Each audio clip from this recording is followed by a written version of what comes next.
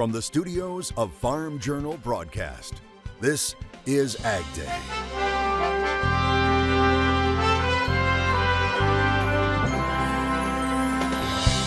One farmer is turning to the sun for help, but just for a few minutes. And as soon as it gets dark, there's going to be a big gasp. See the plans he's making for the solar eclipse. Plus the latest on the ag impacts following that bridge collapse in Baltimore. As the dairy industry works to get the word out after bird flu's detected in some dairy cows. APHIS is saying it's not transmitted from cow to cow. The latest right now on AgDay. AgDay, presented by Pioneer. What's next happens when blood, sweat, and tears meet rain, wind, and sun. Pioneer. What's next happens here. Good morning, I'm Clinton Griffiths. For the first time, dairy cows have been confirmed to have avian influenza. But the dairy industry is continuing to stress that the nation's milk supply is safe. AgDay's Michelle Rook speaking with dairy leaders this week about this story as it continues to develop. Michelle, dairy groups continuing to push that message, not just here, but to the world. Right, Clinton, they're leaning on years of scientific data and protocols to assure U.S. and export customers there's no food safety risk to dairy products. Plus, the illness is not transmitted cow to cow, minimizing the spread. So far, USDA has identified cows infected by HPAI in 4 dairy herds in Kansas and Texas, but others are pending, including in New Mexico, and our sources say Michigan. Dairy officials say the illness is only spread by birds, not within the herd or herd to herd. APHIS is saying it's not transmitted from cow to cow, so we'll have to continue to track the migration patterns of birds, and we'll have to see what else we learn as more and more veterinarians report. He says so far the dairy cattle affected were animals in their 3rd or 4th lactations and off peak milk production. Infected cows are recovering from the illness, but the most affected herds produce about 40% less milk for about a week. What APHIS is reporting is about 10% of the cows in the affected herds, not 10% of the herds, 10% of the cows in this very few affected herds are impacted. So as of now, this is a small number of dairy cows. They're recovering 10 to 14 days, 2 weeks or better, they're recovering. There's no need to cull the cows. So the meat from these animals is safe, and the milk from the sick cows was discarded. So he says there is no danger to the food supply. Grade A standards on the pasteurized milk ordinance require pasteurization, and we know that pasteurization destroys the microbes and especially destroys the influenza virus. As a result, there are also no trade implications, which is important as the U.S. dairy industry exported $8 billion of products in 2023. Our embassies around the world with our Foreign Ag Service are stressing to our trading partners to rely upon the World Organization for Animal Health scientifically based practices about how to manage these kinds of things. Dyke says they're strongly recommending producers tighten their biosecurity, especially areas of open feed where infected birds might pillage and defecate. I'm Michelle Rook reporting for AgDay. All right, thanks, Michelle. Happening right now, recovery and cleanup operations are being mobilized to the Port of Baltimore following the collapse of the Francis Scott Key Bridge. As we reported yesterday, a cargo ship slammed into a key support for the bridge, causing it to collapse into the Patapsco River. 6 people were presumed dead. The port remains closed. However, more than 1,000 members of the U.S. Army Corps of Engineers are expected to help remove debris in hopes of reopening the channel. While the port isn't a big exporter of grains or bulk commodities, it could impact some farm equipment like tractors, combines, and balers. Maryland says the port moved 1.3 million tons of farm and construction machinery last year. It also leads all other ports in handling cars and light trucks. This isn't just about the impact this is going to have on Maryland's economy. This is the impact it's going to have on our country's economy. This is the farmer in Kentucky. It's the auto dealer in Michigan. And so we've got to prioritize being able to get that bridge rebuilt, to get this port and get this channel reopened, and having the Port of Baltimore be the gift to this country that the Port of Baltimore has always been. Now, some 15,000 workers are directly involved on the docks at the port, with indirect impacts of 140,000 people. Elsewhere in the ag equipment industry, John Deere announcing 300 people will be laid off at its plant in Waterloo, Iowa. The employees expected to be let go indefinitely at the end of April. Now, the Des Moines Register reporting the workers are primarily production staff. Deere says the layoffs are necessary for optimizing the workforce at its factories in Waterloo. That location currently employs about 5,500 people. This announcement following a previous decision to lay off roughly 150 people in Ankeny. Now, Deere is currently projecting earnings of $7.5 to $7.75 billion this year, down about $2.5 billion from a year ago. A mixed bag of weather is on the way for the West. Meteorologist Matt Engelbrecht has more. Yeah, really starting to kind of get into that spring pattern where deeper troughs are starting to work in and across the United States. That means a greater chance of some precipitation, whether it be snow or rain. Now, remember a few months ago, obviously it wasn't spring, but we were dealing with ridges that were blocking that overall pattern. Well, things are starting to move kind of in the 7 to 8 day period with the jet stream, with some of these troughs digging back out here to the west and moving across the United States. That's always that's going to increase your risk of more widespread showers, the snow and thunderstorms across the United States when you get the upper level support with low pressure systems at the surface. So this is Thursday at 10 p.m. A ridge developing. Expect warmer temperatures into Texas, Oklahoma, back up into the Dakotas with that trough, two troughs on here, one digging on the East Coast, a good soaker of a day coming up for Thursday, a little bit into Friday for some. And then again, that ridge starts to break down, works to the east with another low pressure system coming through. Not this weekend, but looks like next week. We'll talk more about that in just a second. And how about this? A different kind of passenger in this vehicle. Randy in central Nebraska still in calving season, helping this little one get warmed up. I'll have more on your forecast coming up. An Idaho man is headed to prison for his part in attempting to sell fraudulent grass seed. This comes from the U.S. Attorney's Office in Portland, Oregon.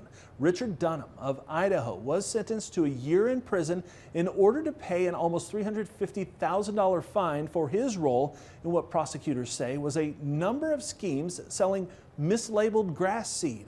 The effort was targeted at J.R. Simplot and a subsidiary, Jacqueline Seed Company. Another man, Christopher Claypool, was already sentenced in the case. Now, both men worked for Jacqueline Seed. USDA's Office of Inspector General aided in the investigation. Corn and soybeans continue to pull back midweek. We'll have the latest ahead of today's USDA Prospective Plannings Report. And later, a new use for ag land, at least for one day, how one producer is opening his ranch up to sun watchers in the country.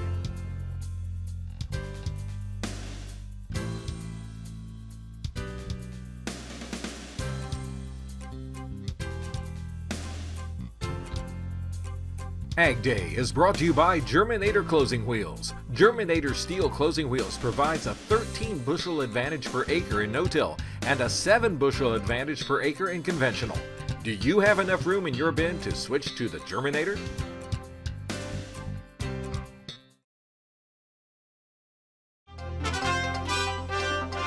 Cattle markets seeing turbulent trade on Wednesday as traders grapple with the news of avian flu being found in dairy cattle. Michelle Rook has more with Mike Zuzolo in Markets Now.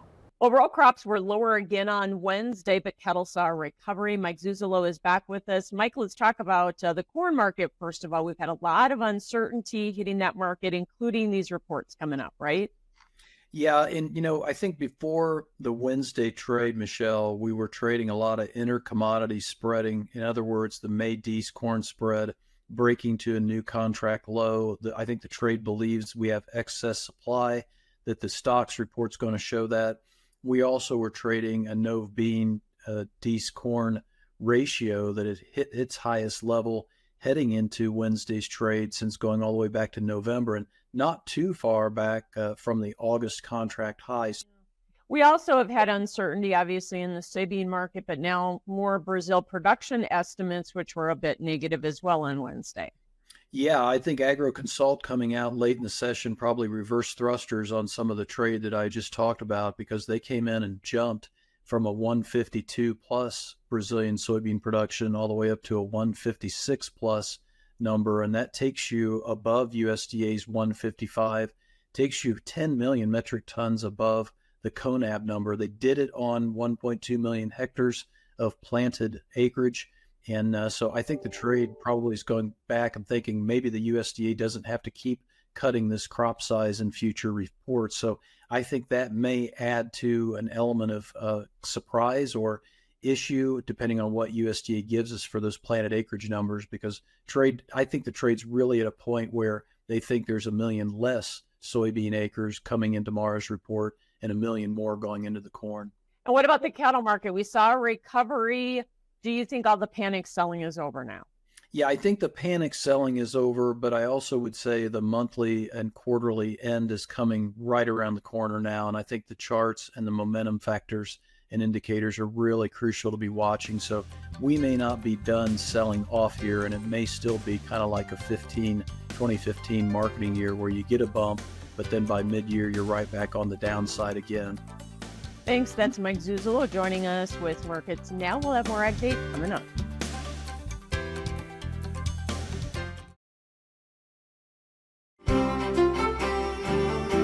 Start off looking at the precipitation estimate in between now and your Saturday night. What you are seeing is what we looked at with the jet stream. Ridge of high pressure across the United States with a chance of maybe some light snow or even some light rain in and across the Midwest. But the two areas where we have a trough, one on the East Coast, one on the West Coast, that's where that wet weather will settle in. And again, a soaking rainfall up and down the East Coast, kind of escaping through Florida, Georgia, and South Carolina. Same situation on the West Coast, and there's a good reason for that. Both are troughs that are digging across the United States. One is going to be working out over the Atlantic with the ridge. The other one is going to be moving across the United States next week. So again, this is just kind of a different way to look at what's coming up Monday, Tuesday, and Wednesday of next week. We'll look at that with the jet stream coming up in just a little bit. There's still some cold air out there, so I at least want to show you that snowfall estimate as well. This is through 9 a.m. on Friday, going all the way through our Friday into our Saturday, where that colder air is obviously located. Maybe looking at another inch to 2 inches of snowfall back up near the United States-Canadian border. Again, this is through Saturday at 7 a.m. Now let's go and take a look at the temperature outlook. So this is between the April 3rd and April 9th. We get into the almost halfway through now the month of April.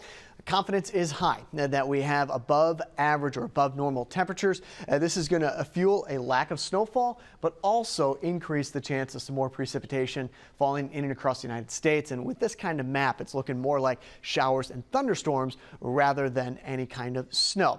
Now, earlier in the month, this is between April 1st and April 5th. What this is showing is a ridge dominating parts of the United States with, again, that trough bringing ample moisture out here towards the East Coast. So we're going to be working from a dry pattern in the Midwest, in the plains to start April into a warm, possibly wet pattern as we get deeper into the month. So week 2 or 3 in April is when things start to change. So as for that jet stream, Friday, Saturday, and Sunday, you got that ridge building, and then watch the left side of your screen. That's the next trough that we're going to be following into next week with the possibility of some widespread showers. Come on, all. Missouri, sunny, high around 66 degrees, low of 43. Alton, New York, mostly cloudy, high around 42 degrees, low of 32. What about Florida? AM showers, high around 77 degrees, low of 51. Cattle markets dropped earlier this week. We look into the pressures at play next. And later, one Arkansas farmer is hoping the sun pays off in a big way for just one day in the country.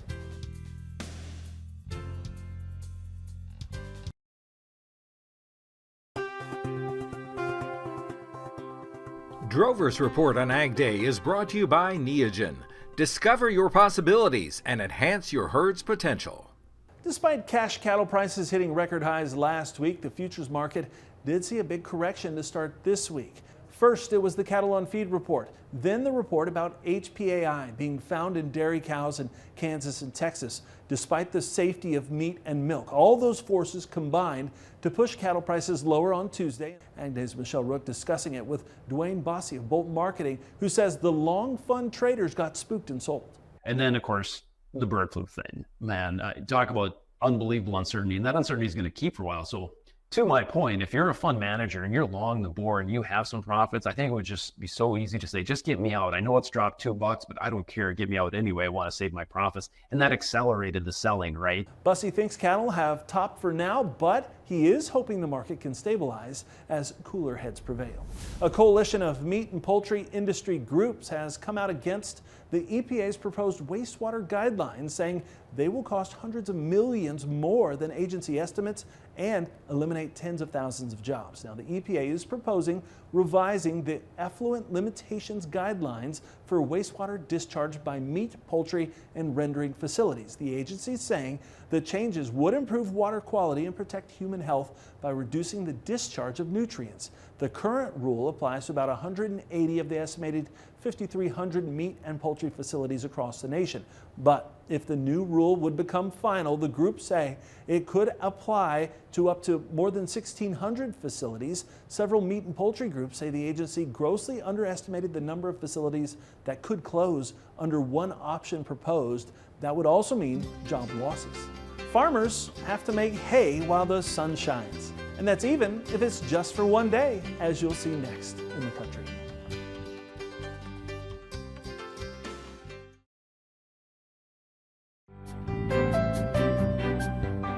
Small towns and rural areas along the path of the upcoming total solar eclipse are getting ready for huge crowds of sun chasers, hoping to catch a glimpse of it. Now, it's happening Monday, April 8th, and tourism and community leaders in the path of totality from Texas to Maine are urging people in those areas to be prepared. Now, some counties have even issued disaster declarations to get extra help with policing and other aid. In Ohio, the Farm Bureau Federation putting out resources to landowners who might see more people coming out to their rural property. Depending on how or why the person has come to your property, that's going to determine what level of care you need to provide for them, what level of, attention you need to provide to prevent a harm. So a landowner has no duty of care for a trespasser. That's kind of the basic bottom level of care. You don't have to have any warnings, and you don't have to change your property in any way for a trespasser. On the contrary, a person that you might invite to your land for a business purpose, so maybe if somebody is coming to your property and you've charged them to come watch the eclipse on your property, you would have a higher duty of care. And if you are offering eclipse-related activities on your land during the eclipse, there are important insurance coverage questions to consider. Ohio Farm Bureau officials recommend discussing those with your agent. Now, one Arkansas producer is getting ready to welcome lots of people to his land to see the total solar eclipse. The Arkansas Farm Bureau got a look at preparations in New Hope in Pike County. We've had this land looking at 40 years, and that's a good guess. We've had mules on here from 15 head to 5 head of mules. Tried cattle ranching 3 different times and went broke 3 different times. All of this right here is going to be set up for tent camping. The eclipse, all I knew a few months ago now, that midday it was going to be dark for a few minutes.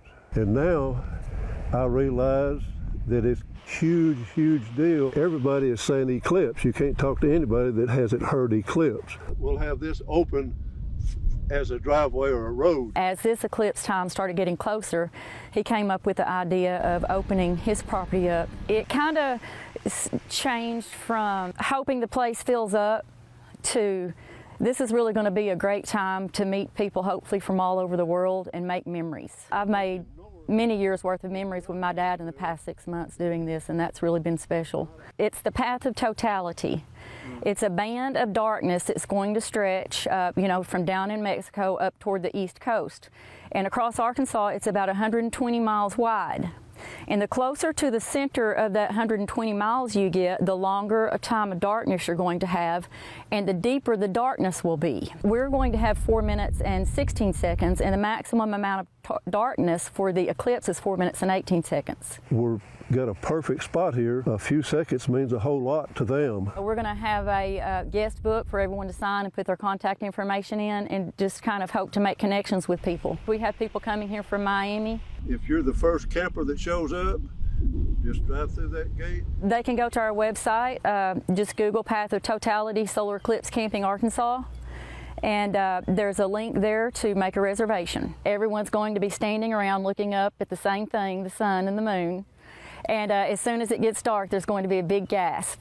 If you think of it, from the millions of people from Mexico to on into Canada, the darkness and the people that's going to enjoy that, it's a life experience you get to share with millions of people. And our thanks to the Arkansas Farm Bureau for sharing that story with us. Now, they just have to hope for clear skies.